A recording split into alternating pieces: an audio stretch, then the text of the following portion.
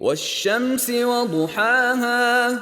والقمر إذا تلاها والنهار إذا جلاها والليل إذا يغشاها والسماء وما بناها والأرض وما طحاها ونفس وما سواها فألهمها فجورها وتقواها قد أفلح من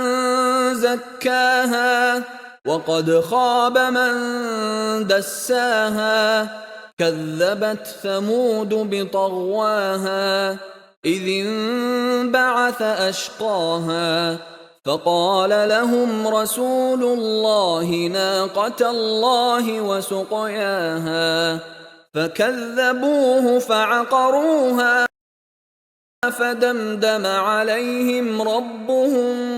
بذنبهم فسواها ولا يخاف عقباها